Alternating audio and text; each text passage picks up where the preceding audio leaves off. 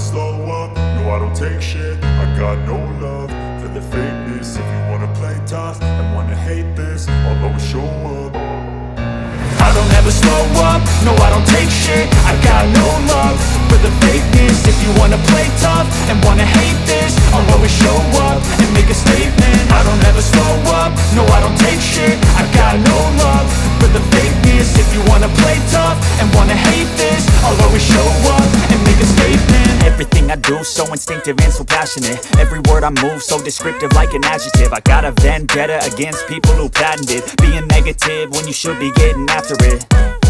I got facts over tracks, this and that. Spitting slow, spitting fast. I could roast, I could gas. Think I'm okay at last, but I don't know if that can erase all the past. And the pettiness, a reflection of the emptiness. Hilarious, you think you're worth my time, you're delirious. Mysterious, because you hide behind a fake exterior. Inferior, you know I'll always be a bit superior. Get off of me, this ain't no humble brag. I want you to hear words, you can say them back. I want you to feel free from the chains at last, and to believe in what you got, it was built to last, yeah. Now that I've been put through hell, I never got anyone's help. I had to do it all myself. I don't ever slow up, no I don't take shit. I got no love for the fakeness. If you wanna play tough and wanna hate this, I'll always show up and make a statement. I don't ever slow up, no I don't take shit. I got no love for the fakeness. If you wanna play tough and wanna hate this, I'll always show up and make a statement. Gonna learn the consequence of being incompetent. Mental health is confidence, dreams and some honestness. I'm not here to save the day, that's for you to take away. I could play a million mind games, but instead I say something not illogical, something that is topical. Rub it on and watch it go, make yourself unstoppable. Dreams are irresponsible, but they're always possible. If you just believe, you could be so remarkable. Thoughts in my head, a collage and they spread. I'll be great one day, going off of my meds. No I'm not giving up, no I'm not giving in. I will make it to the top, taking off in the wind. I gotta make it, I'm saving every day to taste it. I'm patient, but my mind, it can hardly take it. I'm chasing a dream that I've had for several ages. A vacant, modern kingdom for the taking. Now that I've been put through hell, I never got anyone's help. I had to do it all myself. I don't ever slow up, no I don't take shit. I got no love for the fakeness. If you wanna play tough and wanna hate this, I'll always show up and make a statement. I don't ever slow up, no I don't take shit. I got no love for the fakeness. If you wanna play tough and wanna hate this, I'll always show up and make a statement. I don't ever slow up, no I don't take shit. I got no love for the fakeness. If you wanna play tough and wanna hate this, I'll always show up.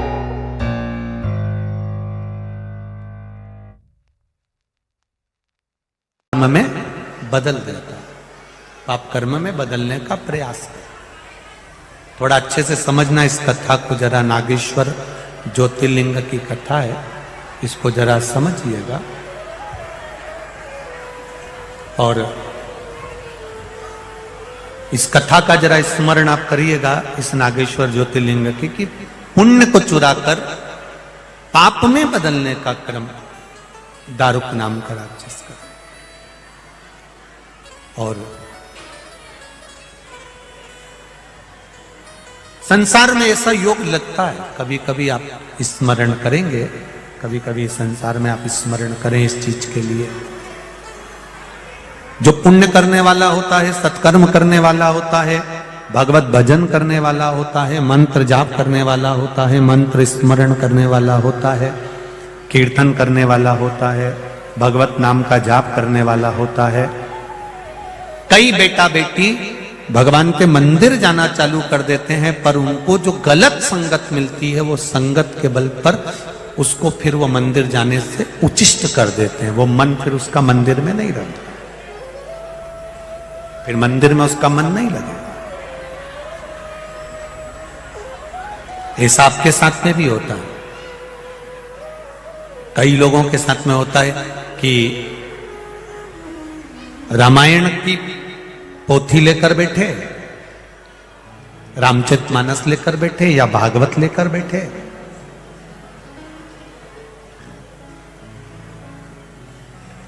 Shiv पुराण लेकर बैठे, गीता जी लेकर बैठे।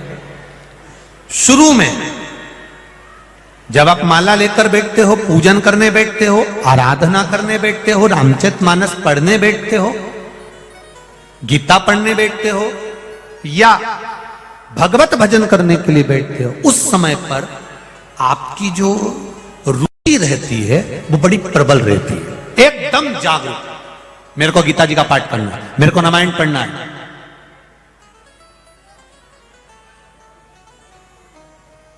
बहुत जागरूक।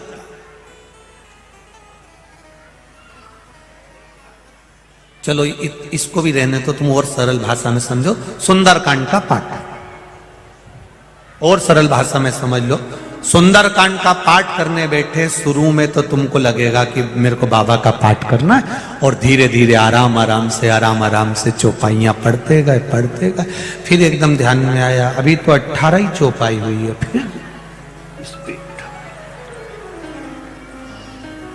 फिर speed और जो speed से खींची, फिर थोड़ा सा आराम से, अभी 23 तक पहुंच गया, अब थोड़ा आराम से, अब मेरा पाठ हो जाएगा। फिर थोड़ी देर बाद मन उच्चिष्ट हुआ, फिर लगा 28 पे ही पहुंचाऊं, फिर खींचा। जब हम भगवान का जप करने बैठते हैं, पाठ करने बैठते हैं, भजन करने बैठते हैं, शुरू में तो हमारा चित्त रमने का प्रयास करता है, पर कहीं कहीं हमारा जो पाप कर्म है वो हमारे मन को विचलित कर देता है और उस जगह से हटाकर कहीं दूसरी ओर ले जाता है हमारा पाप। और यही शिव महापुराण की कथा कर रही है। अनुष्ठान करने बैठे हो तब भी आपने स्मरण करा, जाप करा, महामृत्युंजय जपा, ओम नमो भगवते वासुदेवाय, या राम नाम या कृष्ण नाम या पंचाक्षर मंत्र नमः शिवाय या षडाक्षर मंत्र ओम नमः शिवाय या श्री शिवाय नमस्तुभ्यम जपा।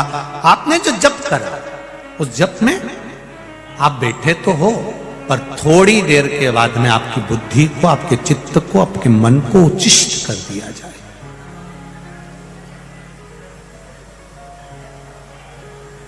इतनी कथा में इतनी भीड़, आप लोग आए हुए हैं, इतने लोग बैठे हैं, रोड पर बैठे हैं, यहां बैठे हैं, बिल्डिंगों पर बैठे हैं, जहां दीवालों पर जहां मौका मिल रहा है वहां बैठे हो। जितनी देर चित्त लगेगा, थोड़ा चित्त, थोड़ा मन थोड़ी देर लग जाता है, उसके बाद में फिर वो मन, वो चित्त थोड़ी देर बाद उच्चिष्ट हो, फिर उच्चिष्ट, फिर कथा की ओर मन गया। आज समापन की कथा है, विराम की कथा है, मैं जरा ध्यान लगाकर सुन लूं तो मेरा महादेव मुझे मिल जाएगा। फिर वापिस महादेव में मन लगा, फिर चित्त लगा वापिस। अब नागेश्वर ज्योतिर्लिंग का वर्णन करते हुए कहा, दारुक नाम का जो असुर था, दारुक नाम का जो राक्षस था, वो पुण्य खींच लेता था और उस पुण्य को पाप में बदलने के लिए प्रयास करता था।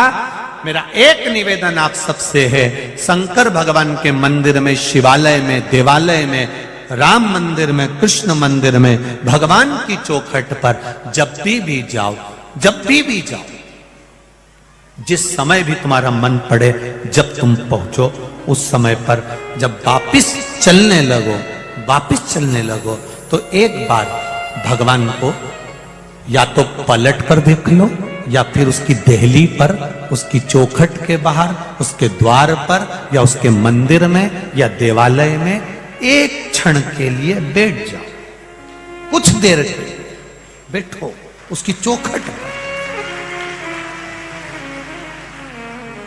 क्या होगा? ये आप 2 क्षण के लिए भगवान के पास बैठते हो, उसके बैठने का फल क्या है? जैसे उज्जैन में, इंदौर में तुम पोहा खाने जाओ, और पोहा खाने जाओ तो पोहा वाला तुम्हारे लिए गरम गरम पोहा थोड़ी ना बनाता है। क्या करता है? नीचे एक भगोना रखता है, उसमें गरम पानी रखता है, उस गरम पानी के ऊपर पोहे की कढ़ाई को रखता है। जिससे ये जितनी देर यहां रहेगा इसमें गर्माहट होगी, और जब मैं दूंगा तो सामने वाले को गर्म लगेगा। हम मंदिर में जाकर, देवालय में जाकर इसलिए बैठते हैं कि वहां से थोड़ी एनर्जी हमको मिल जाए और वो एनर्जी हमारी दिन भर चले, वो ऊर्जा हमारी दिन भर, वो एनर्जी, वो ऊर्जा हमारी चलना चाहिए। अब लोग क्या करते हैं, आपने मंदिर में जल चढ़ाया, आपने अनुष्ठान करा, आपने पूजन करा, आपने पाठ करा, आपने स्मरण करा, आपने सुंदरकांड पढ़ी, आपने हनुमान चालीसा पढ़ी, उसका पुण्य तो तुम्हारे पास में है, उसका फल तो तुम्हारे पास में है। पर आप दिन भर कहीं झूठ बोलना, कहीं प्रपंच करना, कहीं छल करना, कहीं अपशब्द बोलना, कहीं ताने देना, कहीं गाली देना, इन सब चीजों में जब हम पढ़ते हैं तो हमारा पुण्य पाप में बदलना प्रारंभ हो जाता है, पुण्य पाप में जाना लगता है, समाप्त होने लगता। भगवान जब दारुक नाम का असुर पुण्य चुराने लगा और पाप में बदलने लगा, कहीं किसी को मारता, किसी को खा जाता, मंदिर देवालय तोड़वा दिए, तब भगवान शंकर की आराधना करी, शिव जी प्रकट हुए और बाबा देवाधिदेव महादेव प्रकट होकर दारुक नाम के राक्षस का संहार करते हैं। शिव जी नागेश्वर बनकर विराजमान हो जाते हैं। बोल नागेश्वर भगवान की। अगला वर्णन आता है श्री रामेश्वर भगवान का। शास्त्र कहता है, शिव महापुराण वर्णन करती है महाराज, भगवान राम जी महाराज जब अयोध्या से चले, थोड़ा ध्यान देना इस कथा का, मेरे राघव जी जब अयोध्या से चले हैं, ऐसी कोई जगह नहीं रही जिस जगह पर मेरे राम जी ने शिवलिंग का निर्माण नहीं करा और उसका पूजन नहीं करा। अयोध्या से लंका तक राम पथ गमन बना हुआ, उस राम पथ गमन पर शासन ने बनाया, प्रशासन ने बनाया। आप उस राम पथ गमन पर चलकर देखिए, आप जहां राम पथ गमन पर जितने राम जी के मंदिर नहीं मिलेंगे, उससे ज्यादा आपको शंकर भगवान के शिवालय मिलेंगे। पूरे राम पथ गमन पर चलकर देख लो, अयोध्या से जहां जहां राम जी निकले हैं उस राम पथगमन पर चलकर देखिए और लंका तक जाकर देखिए, जितने मेरे राघव जी के, मेरे राम जी के मंदिर नहीं, उतने मेरे शंकर भगवान के हैं। क्यों? राम जी जहां रुकते थे वहां शिवलिंग का, पार्थिव शिवलिंग का निर्माण करते थे, पूजन करते थे, और वो स्थान भगवान राम के द्वारा निश्चित हो जाता था, तो वहां शिवालय बन जाता था।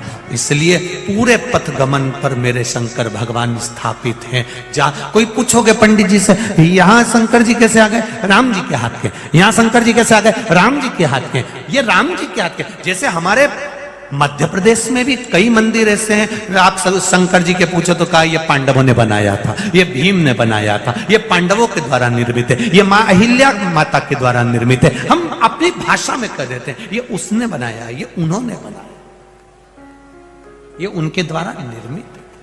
अब राम पथगमन की ओर से हम जब जाते हैं तो शिव जी का निर्माण करते करते करते करते मेरे राघव जी माता जानकी का हरण हो जाता है, समुद्र का तट पहुंच जाते हैं, और वहां फिर मन में भाव उत्पन्न होता है कि मैं जिस रावण को मारने के लिए जा रहा हूं, ये रावण कोई साधारण नहीं है।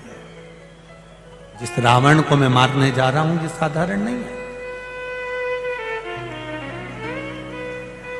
जिस रावण को मैं मारने के लिए जा रहा हूं, ये शंकर भगवान का भक्त है। शिव भक्त पर भगवान भी अगर बाण चढ़ाते हैं तो पहले ये विचार करते हैं कि ये शंकर भगवान की आज्ञा तो मिले। शिव भक्त पर मैं बाण चढ़ा रहा हूं, शिव भक्त की ओर, शंकर भगवान की ओर, शिव जी की ओर राम जी ने स्तुति करी, आराधना करी, शिवलिंग का निर्माण करा, पूजन करी, और पूजन करने के बाद मेरे देवाधिदेव महादेव शंकर भगवान की आज्ञा लेते हैं कि मैं लंका पर चढ़ाई कर रहा हूं, मैं लंका पर चढ़ाई कर रहा हूं बाबा। और लंका कोई साधारण सी नहीं है जहां पर मेरा देवाधिदेव महादेव जिस पे करुणा करा, वो लंकाधिपति रावण की लंका है। मैं आपके इस सुंदरपुरी में पहुंचूंगा। आपके भक्त है लंकाधिपति रावण, प्रभु कृपा करिएगा। मेरे राम जी महाराज ने जब शिव जी की स्तुति करी, देव अधिदेव महादेव ने, मेरे ओघड़ दानी ने उसी समय पर आकर आशीर्वाद दे दिया, राम जी आप अपना कर्म करो, जाओ, पर यह रावण मरेगा, आपका भक्त है। शिव जी ने तुरंत उसी समय पर कहा, राम जी चिंता ना करिए, राघव जी आप चिंता मत करो।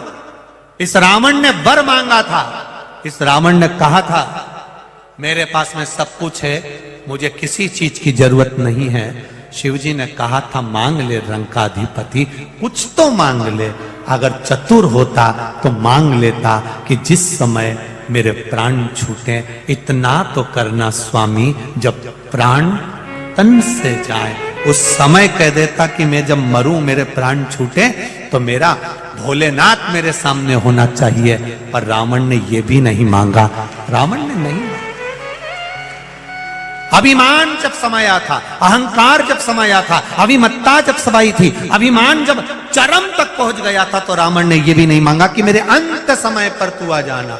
और हम तो रोज कथा में आप लोग और हम लोग वर्णन करते हैं, अंत समय प्रभु आना पड़ेगा, वचन दिया तो निभाना पड़ेगा, आए ना आए प्रभु कुटुंब कबीला, अंत समय प्रभु आना पड़ेगा। अंत समय परमात्मा आए, रावण के प्राण छूटे हैं और चारों तरफ आनंद स्थापित हुआ। ऐसे रामेश्वर धाम की स्थापना करी।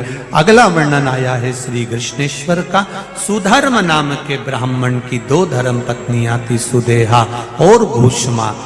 महाराज सुदेहा के यहाँ संतान नहीं थी, तो घूष्मा ने अपनी औलाद सुदेहा को दे दी थी। सुदेहा को संतान मिली, उसने परवरिश कर बड़ा करा। बाद में ज्ञात हुआ, शादी कर दी, बहू आ गई। बहू को मालूम पड़ा कि मेरी असली सास तो घूष्मा है, तो उसने सुदेहा को पूछना बंद कर दिया। जब सुदेहा को पूछना बंद करा, तब उस समय पर सुदेहा को क्रोध आ गया, और सुदेहा को क्रोध आया तो उस सुदेहा ने अपने बेटे के टुकड़े टुकड़े कर दिए, और टुकड़े कर कर एक कपड़े में बांध कर तालाब में फेंक दिए। घूष्मा का नियम था, रोज शिव भगवान के पार्थिव शिवलिंग का निर्माण करती थी, उसका पूजन करती थी और विसर्जन करती थी। जब रोज विसर्जन करती है, आज विसर्जन करने गई तो मन में भाव प्रकट हो गया कि हे भोलेनाथ, मेरी बेटे को देखे हुए बहुत समय हो गया, आप कृपा करिए, करुणा करिए। तब भगवान शिव ने घूष्मा के बेटे को, जिसके टुकड़े कर कर कर नदी में डाले थे, उसको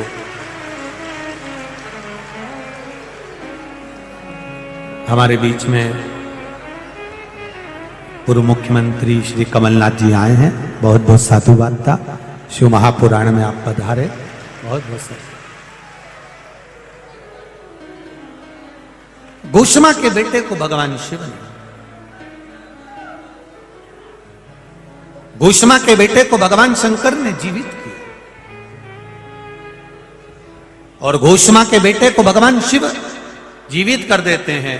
तब भगवान शंकर यहाँ कृष्णेश्वर के रूप में विराजमान हो जाते हैं। बोल कृष्णेश्वर भगवान की। आगे जो वर्णन आया है भगवान शंकर के, ये 12 ज्योतिर्लिंग का 12